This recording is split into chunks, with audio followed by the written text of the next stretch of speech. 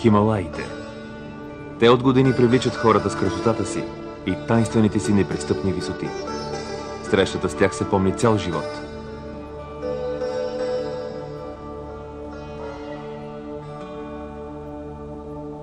Ако Хималаите са храм, то негов олтар несъмнено са Еверест, най-високият връх на земята и Лхотсе, четвърти по височина в света.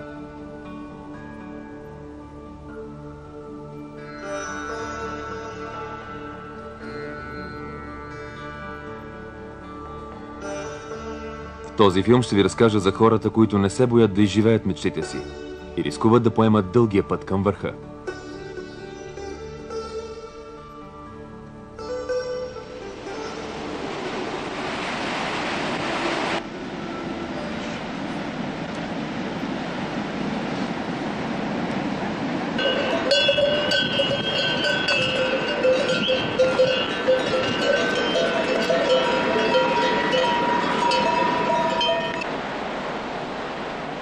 Пътешествието до големите върхове обикновено трае няколко седмици. През реки и долини, покрай чортени манастири, слънце и студ. Посоката е винаги нагоре.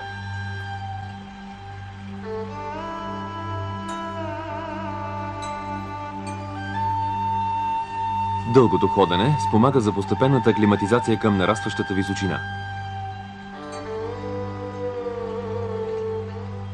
Местните носачи пренасят багажа на експедициите с кервани от якове. Присъствието им оживява самотата на суровите голи планини и сякаш ги прави по-близки.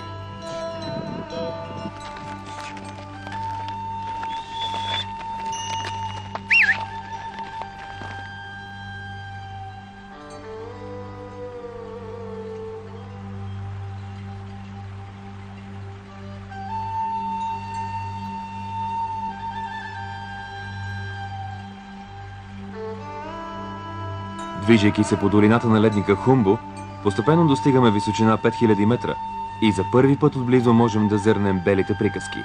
Помори, Линдгрен, Хумбутце, Нупце и разбира се Еверест.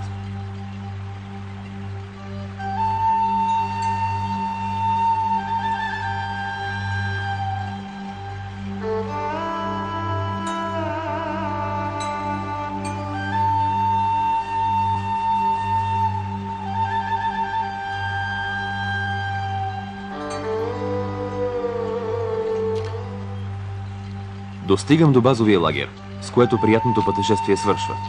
Започва тежката работа по обсадата на мечтаните върхове. Тук вече ясно се усеща тръпката от търсеното предизвикателство.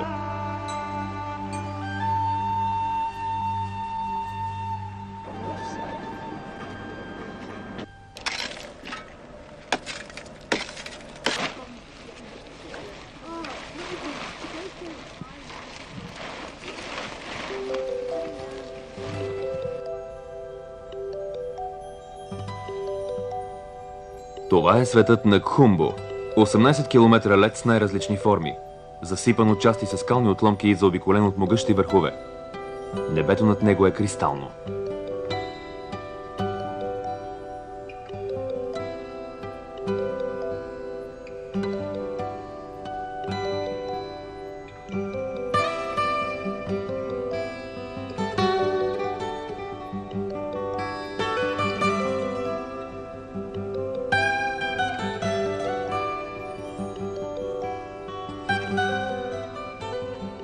Базовият лагер е разположен на самия ледник, на височина 5340 метра.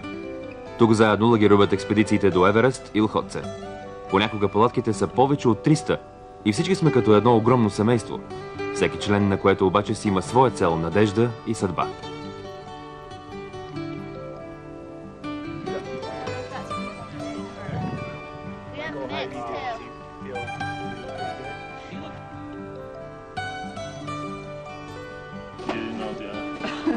It's similar to, yeah.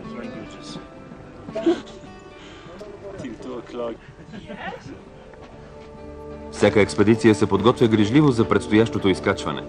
Най-напред се извършва традиционният ритуал, наречен пуйджа, като на специално място, изградено за целта, се поднасят дарове на боговете и към тях се отправят горещи молитви за закрила, здраве и успех.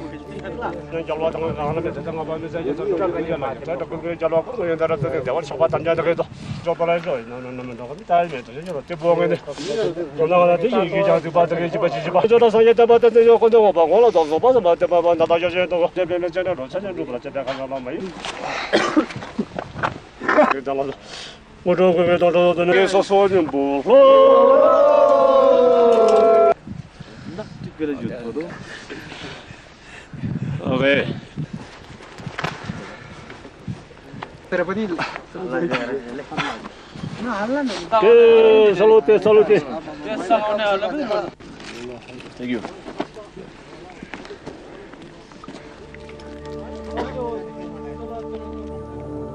Молитви, богове, надежди.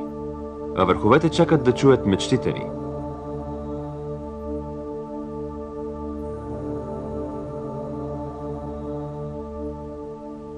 I'm here again, trying to do the first Отново съм тук и ще се опитам за първи път да направя траверс между Еверест и Лхотсе.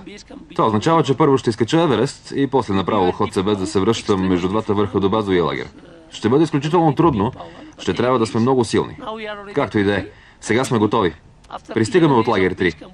Чувствам се добре след 11-те дни прекарани в базовия лагер. Вече сме достигнали до лагер 3 на височина 7300 метра. Надявам се всичко да мине добре.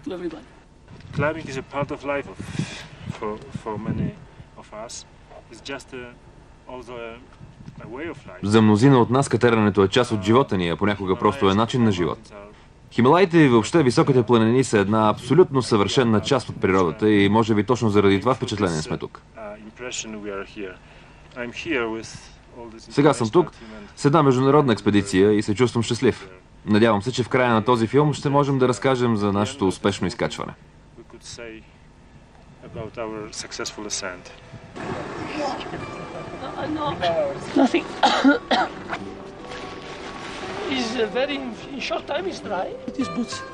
С Симоне и Пьотър сме в една експедиция. Те са много опитни алпинисти. Симоне е бил вече 2 пъти на Лхотсе. Пьотър е изкачил 9-8 хилядника.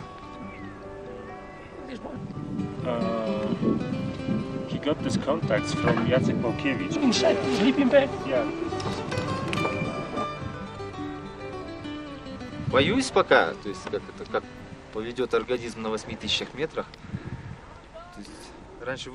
Страхувам се как моят организъм ще понесе височина от 8000 метра. До сега не съм се изкачвал по-високо от 7500. Да изкача Хималаите, за мен това е спорт, задоволяване на амбициите ми. Искам да бъда по-добър, по-силен, по-бърз от всички. Старая се да предам на планините своето отношение като Меснер.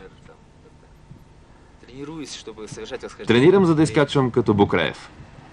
People get crazy about Everest because it's the highest and everyone wants to try to climb it. Everyone wants to be proud. Хората направо полудяват по Еверест. Това е най-високият връх. Всеки иска да опита да го изкачи. Всеки иска да се върне в родината си и да каже: ето, аз изкачих Еверест. Технически погледнато той не представлява голямо предизвикателство. Просто е висок. Повечето хора го правят с кислородни апарати и с помощта на шерпите.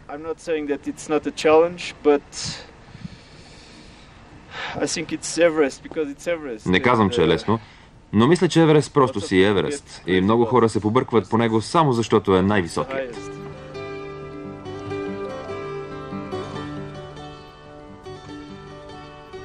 Еверест. Това е голямата цел тук в базовия лагер. Той постоянно е в очите на хората. За едни е мечта в живота, за други средство за препитание, поле за рекорди или просто екзотика. И не само в височината е неговата притегателна сила.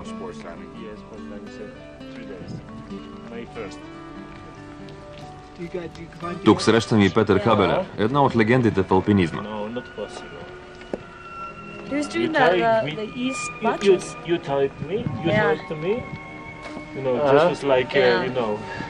Robert De Niro.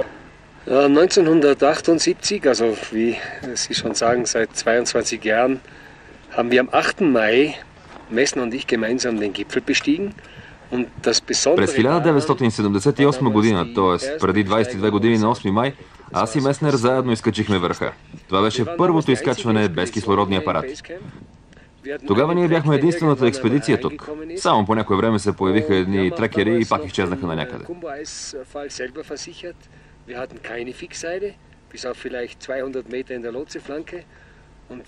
Осигуровките по ледопада Хумбо правихме сами.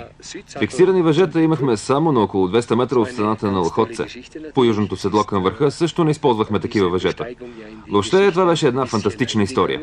Естествено, това първо безкислородно изкачване влезе в историята. След това и други върхове бяха покорени без допълнителен кислород. Der Grund, wieso ich jetzt wieder hier bin, ist eigentlich der, dass ich diesem Berg, diesem Mount Everest, sehr viel zu verdanken habe. Причината, поради която сега съм тук, е моята голяма благодарност към Еверест. Между другото, така съм нарекал магазина си, моето ски и алпийско училище, връх Еверест.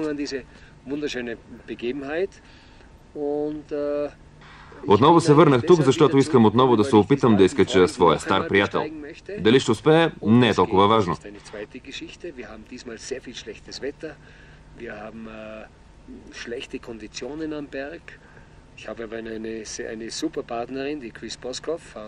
Този път времето често е лошо. Но имам една супер партньорка, Кристин Босков от Сиатъл. С нея до сега направихме 2 изкачвания до лагер 3, а Кристин стигна и до южното седло. Утре ще стартираме отново. Надявам се на хубаво време, за да успеем. Още повече, че отново ще опитам без кислороден апарат. Ich will wieder ohne Sauerstoffgeräte das versuchen, dieses Vorhaben durchzuziehen.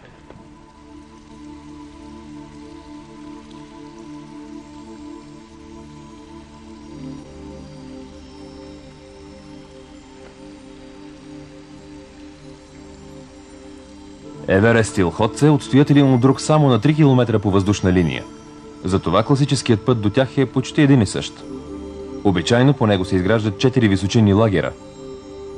За Еверест последния е на южното седло, откъдето се атакува върхът.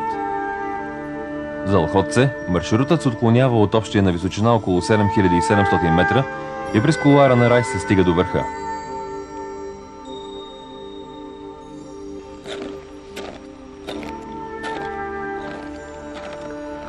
След кратката начална аклиматизация тръгваме по маршрута.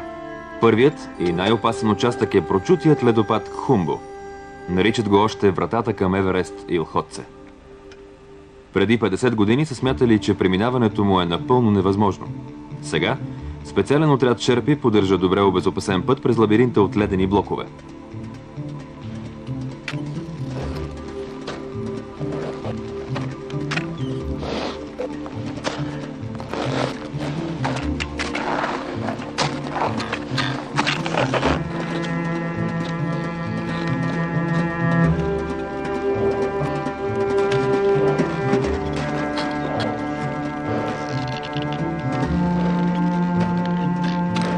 Тук ледникът буквално се изсипва от височина 700 метра, създавайки един нереален, замръзнал свят, в който човек се лута между дивия възторг и кроткото страхопочитание.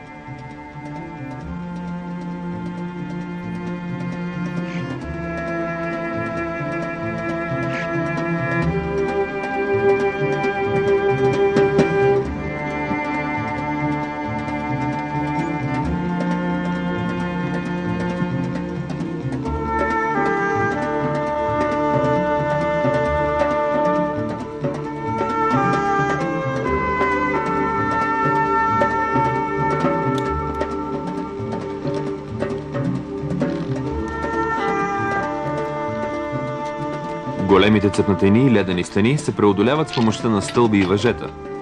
Те изискват пълна концентрация и изключително внимателен баланс. И докато правиш тези крачки във въздуха, усещаш тръпката на приключението.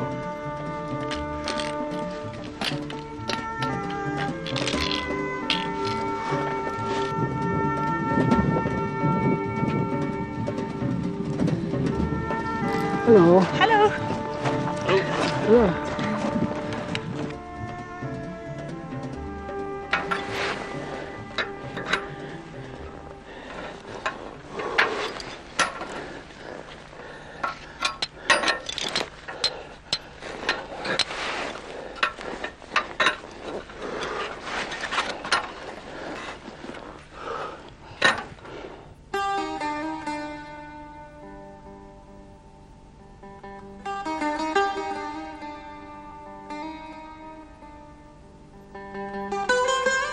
На височина 6000 метра, ледопадът постепенно преминава в западния циркус, наричан още долината на мълчанието. Тук под скръбните склонове на Еверест, Хотце и Нупце се заражда ледникът Хумбо. Ледените блокове се превръщат в обширни полета, нарязани от коварни цепнатини. Между тях, като накацало ято птици, се гушат палатките на първия височинен лагер.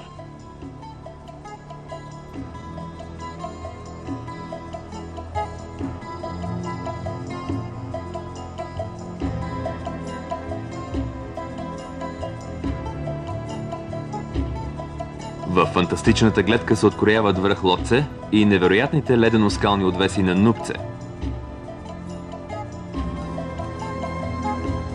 Разстоянието до следващия лагер е 4 км, но лутането ни между цепнатините и мъглите, които често плъзват по тези места, правят 4 км безкрайни, а студът и умората трудно поносими.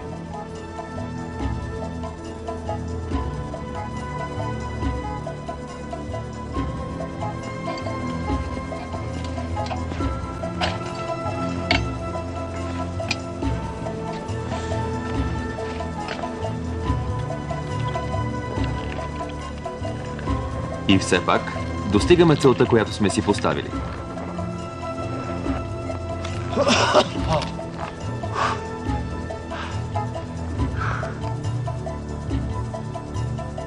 По тези места вечер, слънцето се бори с облаците, за да изпраща колкото може по-дълго лъчите си към Еверест и Лхотце. Хората тук обичат да ги съзерцават, защото когато изчезне слънцето, всичко потъва в студ и мълчание.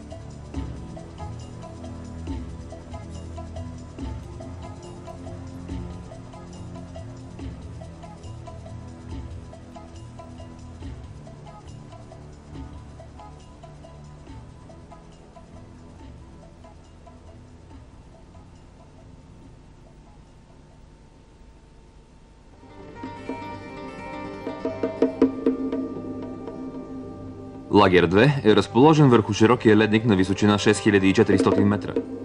Това е изходната база за атака на върховете, които от тук изглеждат съвсем близо. Но алпинистите знаят, че това е само една илюзия, че изпитанията и трудностите тепърва започват и че върховете са все още само мечти.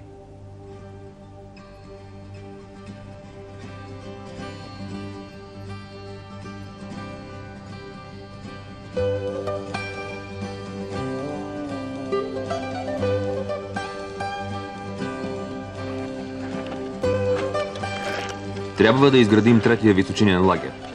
Рано в априлското утро, заедно с Пьотър Постелник, нарамваме раниците, за да се изкачим 900 метра по-високо. Това е ключов участък, който изисква много енергия и добра адаптация към височината.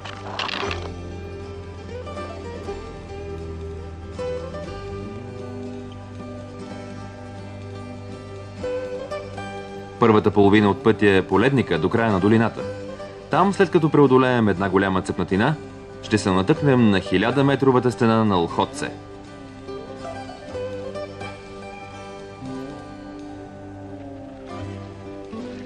Но до тогава имаме 3 часа спокойно ходене по дългата сребърна нишка на Партината, сред пустощта и тишината на Хумбо.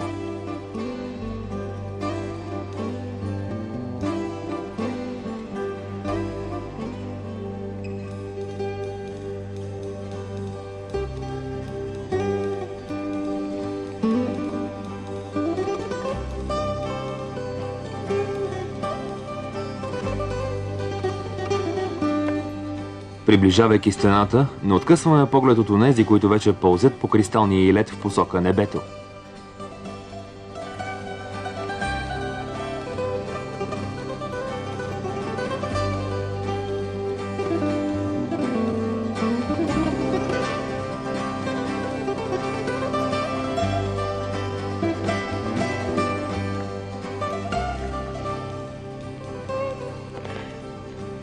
След като си починахме в основата на стената, и ние поехме нагоре. По този участък пътят е изцяло обезопасен с фиксирани към леда въжета, но крачките нагоре се правят трудно, все по-трудно.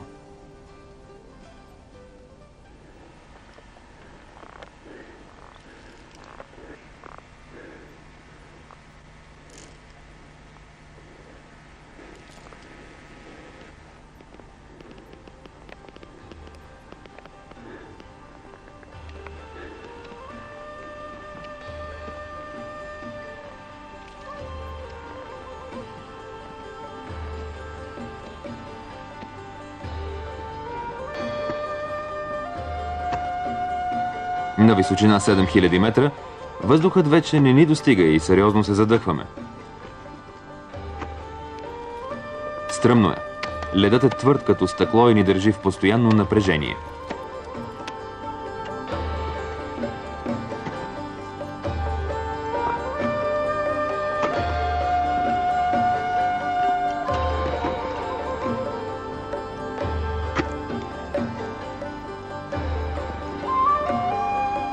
Часовете минават убийствено бавно.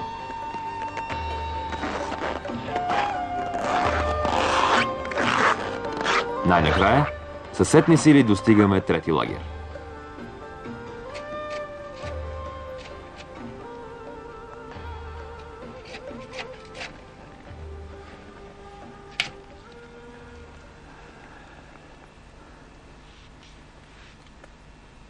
Топлият чай ни връща отново в настоящето.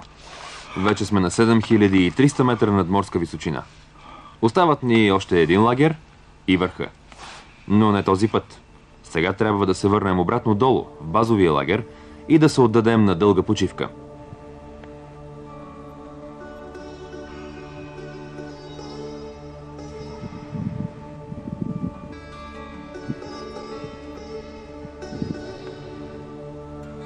Не ни се слиза. Не искаме да откъснем погледа си от това, с което природата ни награди за нечовешките усилия до тук. Сега имаме време и очи за много неща. На душите ни е леко.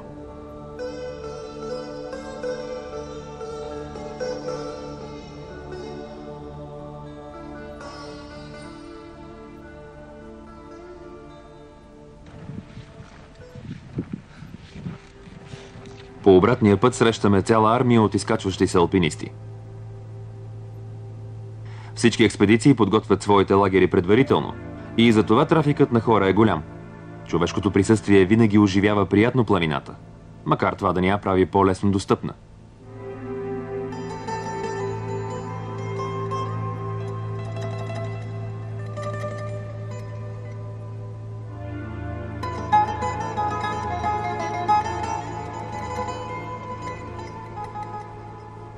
Върховете чакат. Скоро те ще бъдат покорени. Може би.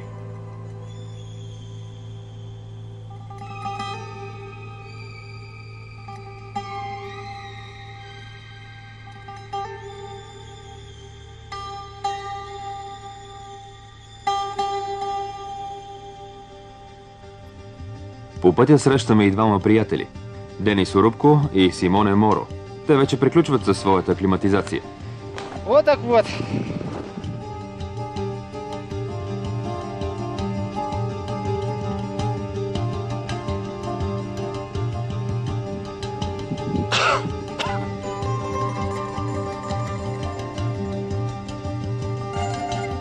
Всеки бърза на някъде. Само планината живее по своите си закони, както всъщност винаги е било.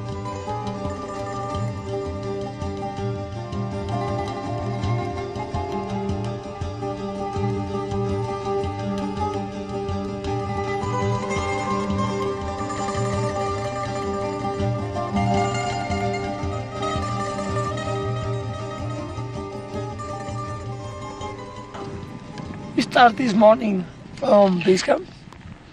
We are between Camp 1 and Camp 2.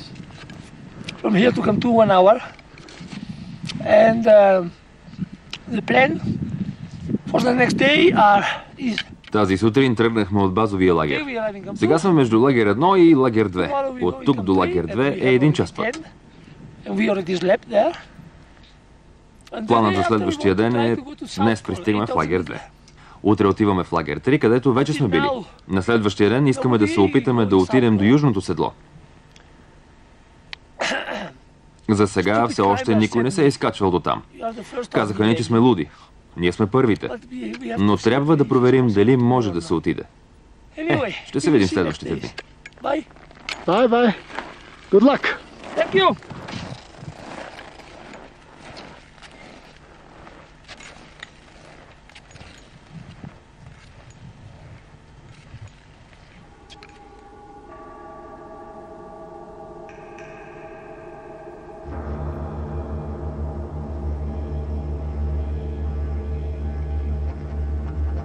След тази среща ние още дълго се спускаме към лагер 1. Времето сякаш е спряло да тече. Тишината на циркуса ни поглъща изцяло. Телата ни механично се движат, а мислите в главите ни отдавна са достигнали по-уютни места.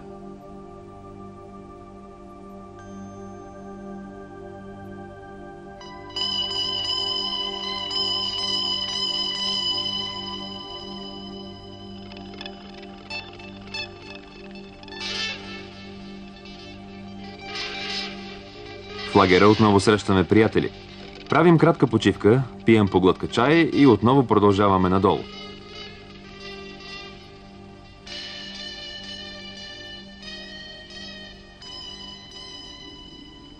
Отново минаваме през ледопада, който сега ни изглежда съвсем различно. Може би защото не бързаме и спокойно разглеждаме всяка форма на тази неповторима ледена плетеница. Само природата би могла да я сътвори.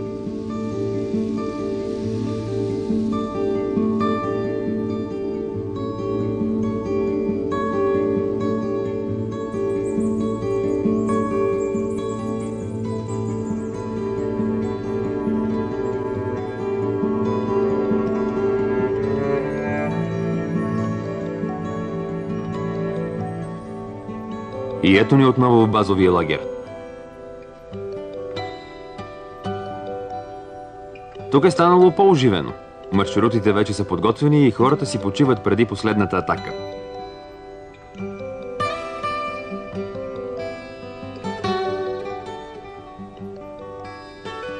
Вглеждам се в лицата им и виждам как те се опитват да не мислят за опасностите, които им предстоят.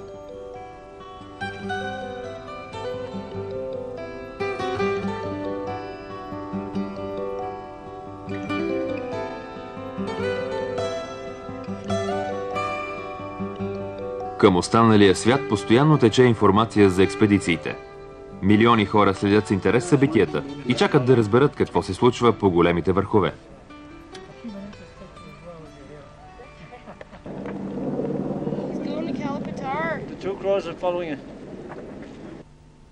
I would like to do Everest, and I'm here on I must say, on a pilgrimage. I have nearly a dozen friends. Искам да изкача Еверест. Това за мен е нещо като поклонение. Поне 10 приятели загинаха при Еверест, а още много други искаха да дойдат, но поради някакви причини не успяха. Сега съм тук от името на всички.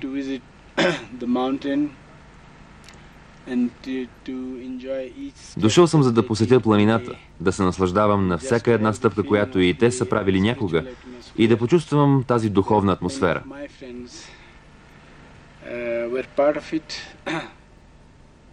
Много от моите приятели са били част от нея в продължение на месеци и години, и затова просто искам да бъда в планината, която толкова много приятели обичаха и на която отдадоха живота си.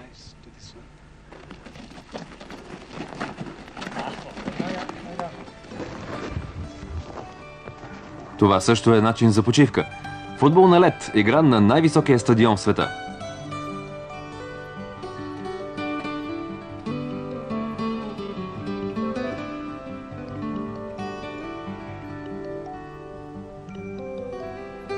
И ако това не е чудо, със сигурност чудо е едно канадско семейство, което е довело тук 16-месечната си дъщеря. Брук е най-малкият човек, живял цяла седмица в базовия лагер. За разлика от всички нас, тя не е станала жертва на собствените мечти, а на тези на родителите й. Решихме да вземем и Брук, защото тя е здрава, а и пътуването много й харесва. Когато бяхме в Канада, не сме планирали да я качваме толкова високо. Както виждате, тя се чувства отлично. Ще останем тук още няколко дни, общо 1 седмица. Сега се опитвам да почувствам атмосферата в базовия лагер и да видя какво става тук, пък и Коре поел повечето от грижите за детето. Серджо Мартини е изкачил 13 хилядника и сега е решил да покори и последния – Лхотце.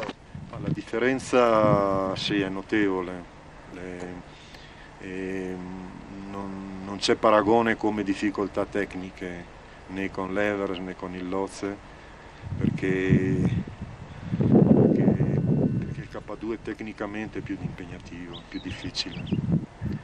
L'Everest l'ho salito l'anno scorso, 99, in primavera. Разликата между Еверест, Лхотце и К2 е значителна, що се отнася до техническите трудности. Няма база за сравнение, защото К2 технически е много по-труден.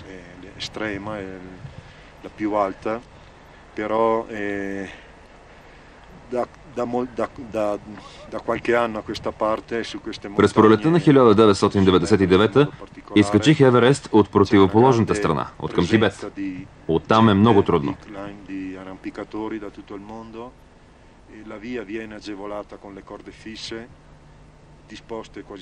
От няколко години от тази страна на планината има голямо движение.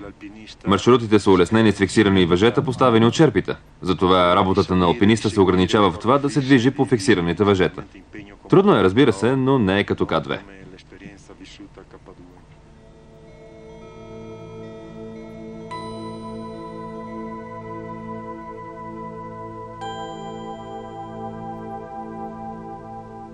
Експедициите обикновено престояват в базовия лагер между 40 и 60 дни. През това време планината често се променя. Когато времето е лошо, най-важното е да можеш да чакаш, търпеливо и спокойно, докато времето отново се оправи и планината пак те предизвика.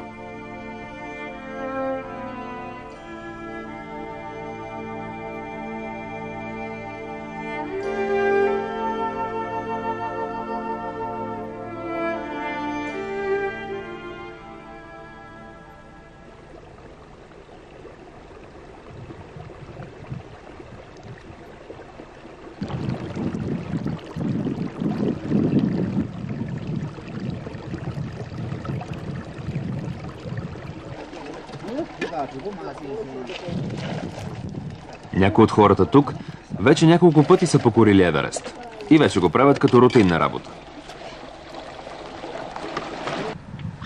And I submitted 10 times Mount Everest, top of the world. 9 times from south side and 1 time from north. Бил съм 10 пъти на Еверест. Върхът на света, както го наричат. 9 пъти съм се изкачвал по южната страна и 1 път по северната.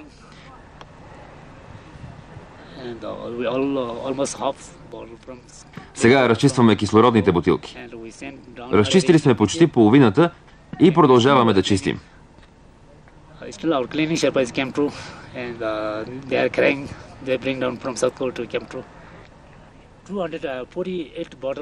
Сега ги изпращаме надолу. От южното седло се свалят до лагер 2. Вече 248 бутилки са разчистени, но имаме още работа. Ще почистим всичко.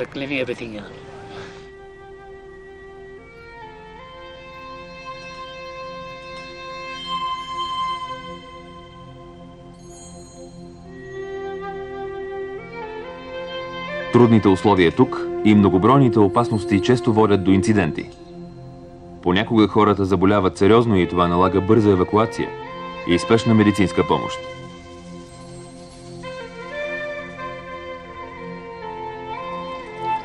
В такива случаи от решаващо значение са добрата комуникация и добрата техника.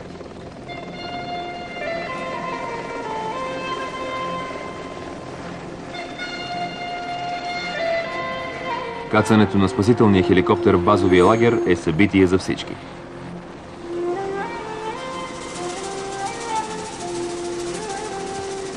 Той винаги отнася по един приятел, който е мечтал като теб за върха.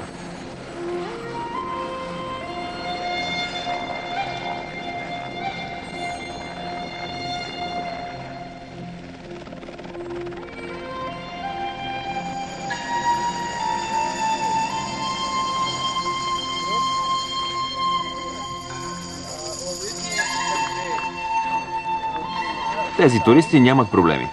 Те са щастливи, че най-сетне са достигнали базовия лагер под Еверест. Това е техния връх. Очите им попиват всичко видяно, а фотоапаратите им запечатват звездния миг да са тук.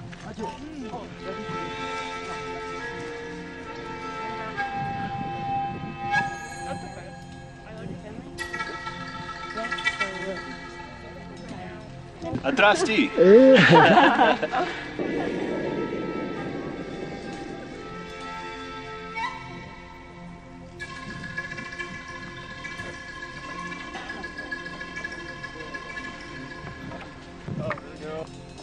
За онези, които ще изкачват върховете обаче, звездните мигове те първа предстоят. Ако въобще ги има, те ще бъдат извоювани с нечовешки усилия, нечовешки риск и нечовешки страх. Леденият лабиринт на Хумбо е само прелюдия към истинското изкачване, само проверка на силите.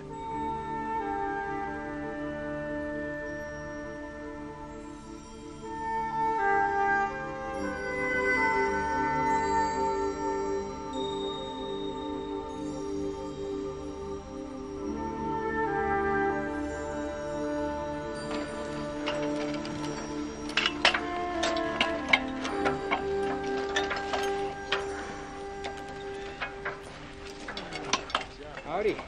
Got me a break. Must be new.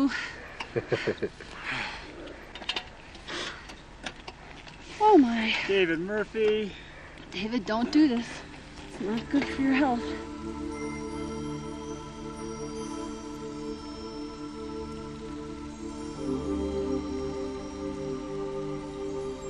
Към средата на май, опитите за покоряването на Еверест и Лхотсе са в разгара си.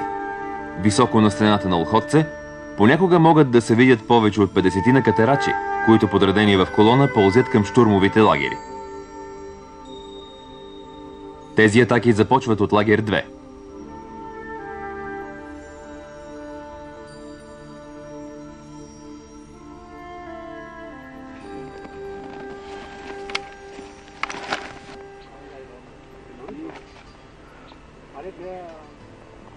Петър Хабелер и Кристин Босков старателно се подготвят да се отправят към Еверест.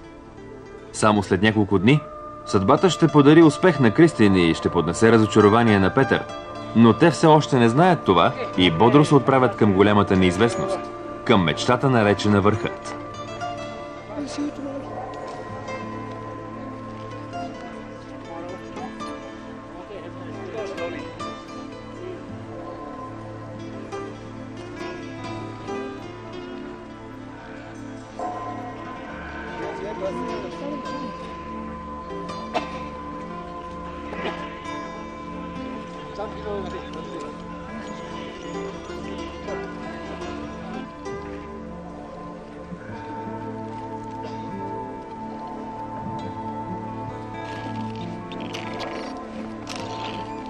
От това място започва и моята атака на Лхотсе.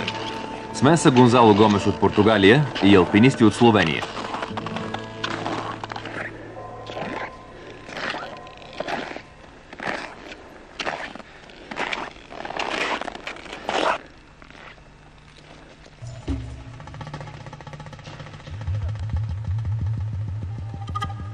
По пътя си към края на долината с интерес наблюдаваме 6 малки точки, които пълзят към южното седло. Това е датска експедиция по полския маршрут към Еверест.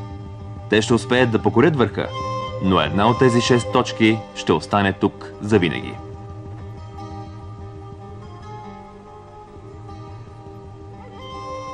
Продължаваме по широките ледени полета на стената на Лхотсе.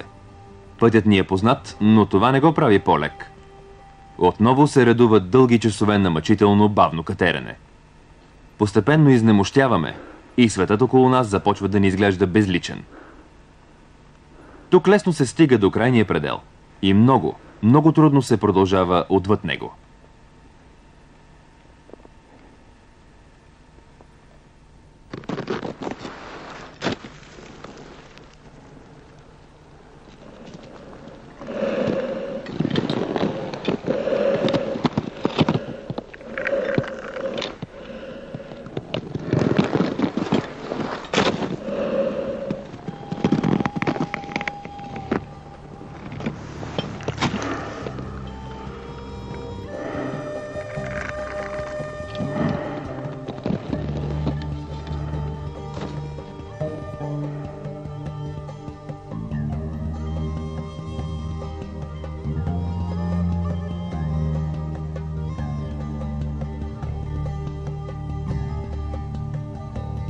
В края на деня най-сетне приближаваме палатките на лагер 3, но с ужас откриваме, че те са почти зарити със сняг. Вместо мечтаната почивка, започваме да ги откопаваме, докато съвсем се стъмни и тогава свити на кълбо се опитваме да съберем сили за следващия ден.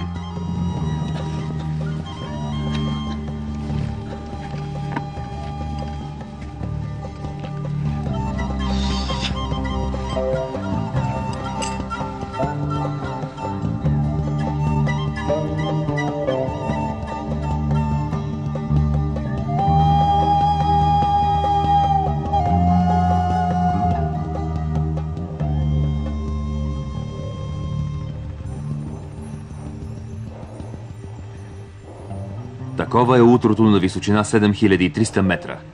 Ослепителното слънце не топли, а на сянка студът е убийствен.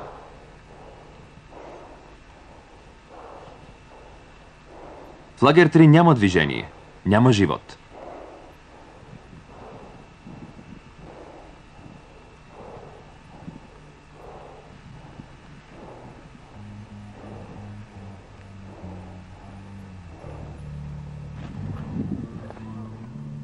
Над главите ни са се надвесели Еверест, Женевското ребро и Лхотце.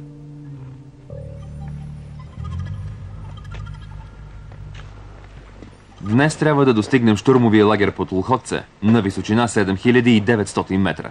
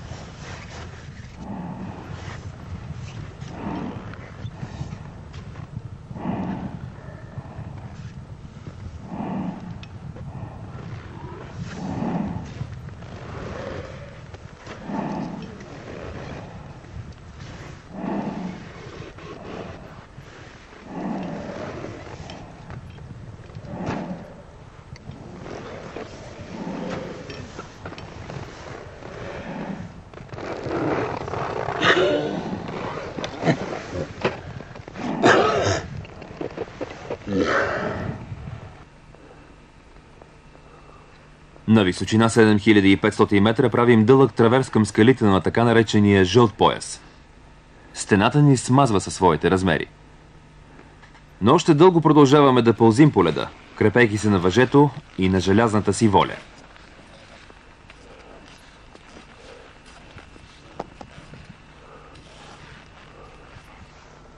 Това вече са стъпки към космоса.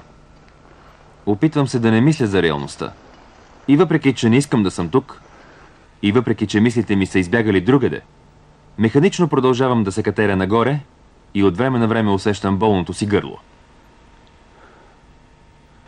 Мега, дай там en Pier 8, спрем. Pier smo že 8, tako da zdaj tam čakamo na dobro novico. Malo že tek plan da hoditi more, prej je sicer pa malo jezen, ko je klical v Slovenijo, pa je bilo kurec od tega, tako da imamo pol... Това е прочутият жълт пояс.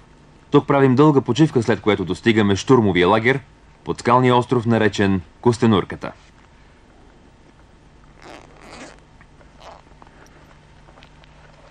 Забелязвам една фигура да слиза към лагера. Това е Серджо Мартини, който днес е изкачил Лхотце, своя последен 14-ти 8-хилядник, и е изпълнил голямата си мечта да направи Хималайската корона.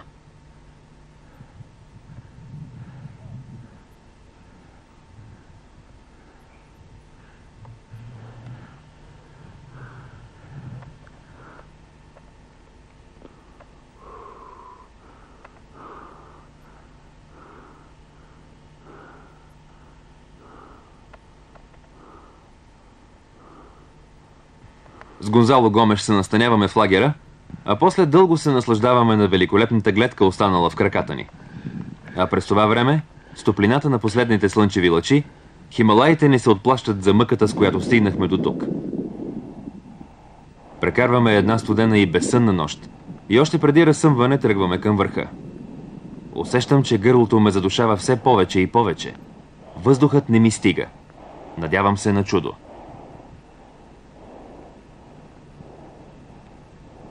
Инстинктивно усещам, че нямам шанс за успех. Че това е краят.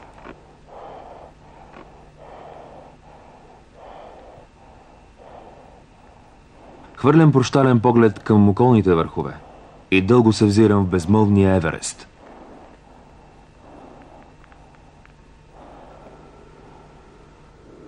Пред мен Гонзало продължава сам. Но и той не ще успее в крайна сметка.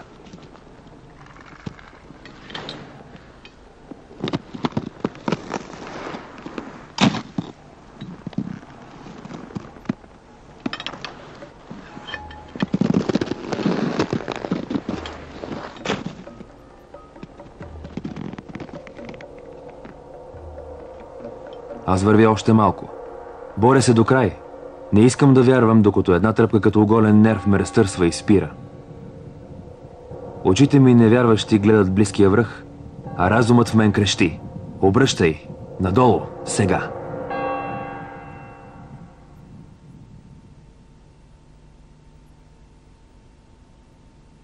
Моята мечта умираше бавно и тихо, докато душата ми се превръщаше в една голяма, кървяща рана.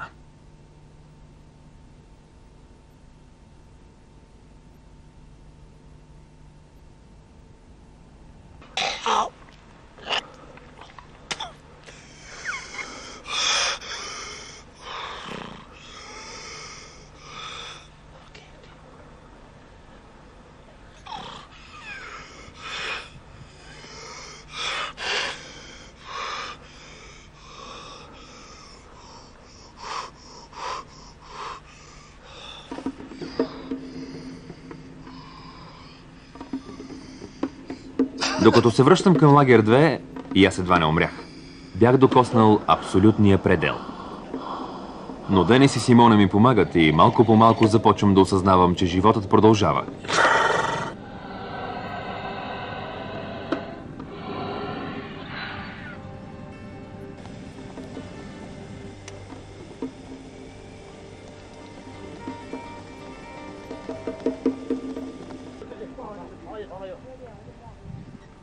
А онези, които са имали щастието да стъпят на върха, ги очаква тържествено посрещане. Еуфорията в базовия лагер е всеобща. Шерпът Бабо Чири успя да изкачи Еверест за 17 часа и постави световен рекорд.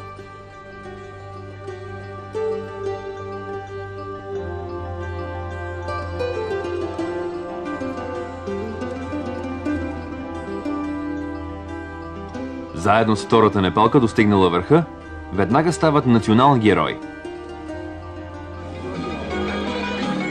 Назир Сабир също се оказа един от любимците на съдбата. It was wonderful. Of course, my toes were a little cold for nearly 2 hours, but then oxygen Беше прекрасно. took care of that. Естествено, пръстите на краката ми бяха замръзнали в продължение на 2 часа, но после, благодарение на кислорода, се стоплих. Иначе всичко мина много гладко. Чувстваше се един приятен полъх. Времето беше великолепно. На самия връх беше малко ветровито, но всичко останало надмина очакванията ми. Денят беше прекрасен и ме се струва, че това беше един от най-хубавите дни, които съм прекарвал на някой връх за 26 години. Разкошен ден. Друг любимец на съдбата е руснакът Евгений Виноградски, който заедно с още 8 души изкачи Лхотце. Буквально в течение получаса все собрались на вершине. Места там очень мало, на скалах мы так прилепились друг к другу. За половин час всички се събрахме на върха. Мястото там е много тясно. Прилепихме се един към друг, за да можем да се фотографираме. Духаше силен вятър, но добре, че температурата не беше много ниска, иначе щяхме да измръзнем. И моите приятели успяха. Пьотър Постелник изкачи Лхотце, своят 10-ти 8000-ник. Денис и Симоне достигнаха Еверест, но траверсът до Лхотце остава мечта за тях. За сега.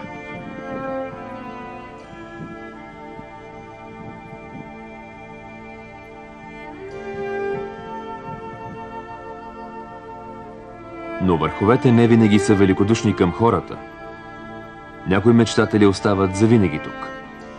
Паметни плочи, чортени, обехтели снимки и молитвени знамена напомнят на живите, че белите мечти си имат цена.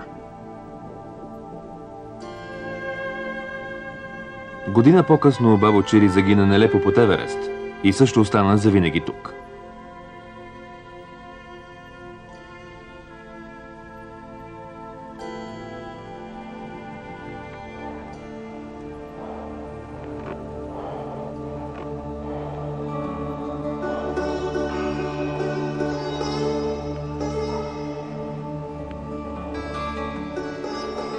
Върхове и мъже, които мечтаят и се стремят към тях.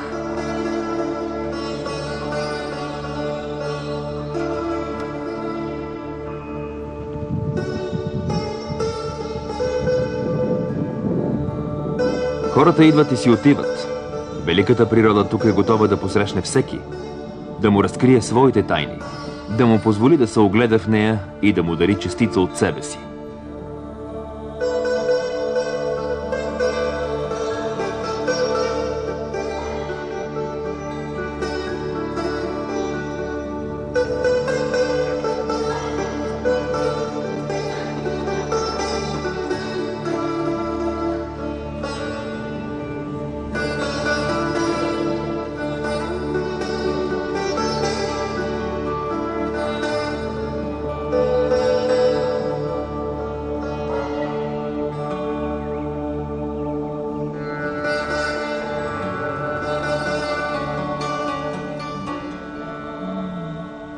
И вместо с Богом, мнозина, напускайки този храм, наречен Хималай, са готови да промълвят. Ние пак ще се завърнем по безкрайните снежни полета, там, където загубихме следите на мечтите и плакахме с Кришон полека.